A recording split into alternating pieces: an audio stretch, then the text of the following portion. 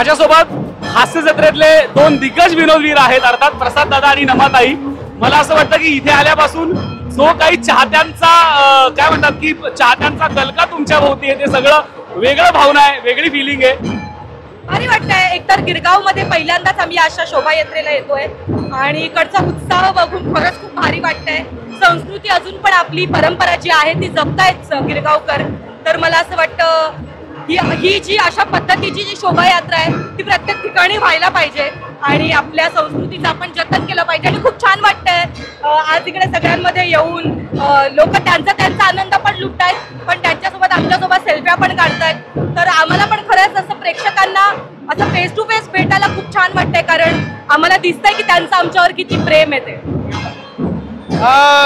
चाहत्यांचं प्रेम हे कलाकारांना नेहमीच हवं असतं आणि आज बघितलं तर गिरगावच्या पाडवा इथे आलो आणि खूप लोक उसळून आली आहेत. पण असं मला असं वाटतंय की यांचं प्रेम तर मी इथे, पण ही एनर्जी आम्ही पॉझिटिव्ह एनर्जी खूप घेतो आपल्याकडे. म्हणजे त्या अख्ख्या गर्दीत खूप पॉझिटिव्ह एनर्जी मिळते. आपला हिंदू नववर्षाचा पहिला दिवस आणि एवढ्या पॉझिटिव्ह एनर्जीने, एवढ्या उत्साहाने, एवढ्या ऊर्जेने या वर्षाची सुरुवात होते हे खूप भारी वाटतंय. तुम्ही दोघे आम्हाला हास्य जत्रेतनं भेटता, आम्ही तुम्हाला रोज पाहतो, पण या पलीकडे प्रसाद दादा आणि नमाताई तुम्ही दोघेही नाटक आणि सिनेमाच्या माध्यमातून पण आम्हाला भेटायला येतात. नवीन वर्ष आज पहिला दिवस आहे, त्याची आपण सुरुवात करतोय. येत्या वर्षात दोघांकडनं काय वेगळा बघायला मिळणार आहे प्रेक्षकांना? आमचा थेट तुमच्या घरातूनचा आता जो रौप्य महोत्सव प्रयोग आम्ही साजरा केला त्याच्यात आम्ही दोघेही एकत्र काम करतोय. तसंच लवकरच आम्ही दोघांनी एकत्र काम केलेला सिनेमा सुद्धा म्हणजे तो आता पूर्णत्वाला आलाय. या पुढच्या 3-4 महिन्यात तुम्हाला तो प्रदर्शित होताना दिसेल आणि बरेच सरप्राईज आहेत तुम्हाला कळतील. नमाताई, तुला वेगळा प्रश्न आहे की अनेकदा तुम्ही दोघे आम्हाला एकत्र दिसता, तुमची एनर्जी, तुमचं बॉन्डिंग आम्हाला जाणवतं. आज पाडव्याच्या निमित्ताने तुमच्यातलं मैत्रीचं नातं कसं आहे त्याविषयी ऐकायला. मैत्रीचं नातं तू बघतोय, आताही आम्ही सोबतच आहोत. प्रसादची एक खूप चांगली गोष्ट आहे की तो त्याच्या मित्रांना, त्याच्या मैत्रिणींना पुढे घेऊन जाण्याचा त्याचा नेहमीच कल असतो. कारण त्याला असं वाटतं की आपण ग्रुपने एकत्र काम करू, सगळे एकत्र मोठे होऊ, हा त्याच्यातला मोठेपणा आहे आणि हा त्याच्यातला मोठेपणाच मला खूप भावतो. आणि त्याच्या नावात टॅलेंट आहे हे सगळ्यांनाच माहिती आहे. तो उत्तम लेखक आहे, उत्तम दिग्दर्शक आहे, उत्तम अभिनेता आहे.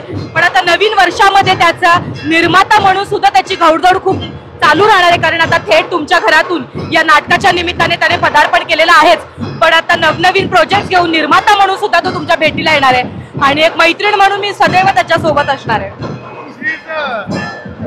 She is a lucky charm for my project. माझ्यासाठी खूप लकी आहे. माझ्या म्हणजे याची मैत्रिणी माझ्या प्रोजेक्टसाठी खूप लकी आहे. त्यामुळे प्रत्येक प्रोजेक्ट मध्ये ती असतेच. मला असं वाटतं की आम्ही सोशल मीडियावर केवळ तुम्हालाच बघत नाही, तुमच्या फॅमिलीजला पण बघतो, तुझ्या बाळाला बघतो, तुझ्या मुलाला बघतो. दोघांना आज मराठी वातावरण आहे, सगळं जल्लोष सुरू आहे. बाळाला किती मिस करताय? खूप मिस करते मी, पण मला माहितीये तो आता सुट्ट्यांमध्ये गावी आहे.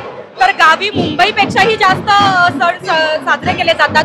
तो त्याच्या आजी आजोबांसोबत आहे. अजून मोठा सण आणि अजून साजरा करण्यासारखं काय असेल? सो माझ्यासाठी हाच मोठा सण आहे. आमच्या एरियातल्या गुढीपाडव्याच्या रॅलीला आता स्ट्रोक केला, म्हणजे बाप बेटाने आम्ही आता वाटून घेतलंय. उपनगर तो सांभाळतोय, गिरगाव मी सांभाळतोय. आम्ही मध्ये आता व्हिडिओ कॉलवर एकमेकांना बोललो एकमेकांना. मला असं वाटतं दोघांनी एकत्र मिळून हास्य जत्रेच्या पूर्ण टीम कडून आपल्या प्रेक्षकांना काय शुभेच्छा द्या? हिंदू नववर्षाच्या संपूर्ण प्रेक्षकांना खूप खूप शुभेच्छा. हे वर्ष तुम्हाला सुखाचं, समृद्धीचं, भरभराटीचं, आनंदाचं, प्रचंड ऊर्जेचं आणि पॉझिटिव्ह एनर्जीचं जावं. मी पण मम म्हणेन सर्व रसिक प्रेक्षकांना गुढीपाडव्याच्या हार्दिक शुभेच्छा, या हिंदू नववर्षाच्या हार्दिक शुभेच्छा. तुमचं हेच वर्ष नाही, तुमची इथून पुढची सगळी वर्ष हास्यमय जाओ हीच ईश्वर चरणी प्रार्थना. थँक्यू प्रसाद दादा, थँक्यू नमाताई.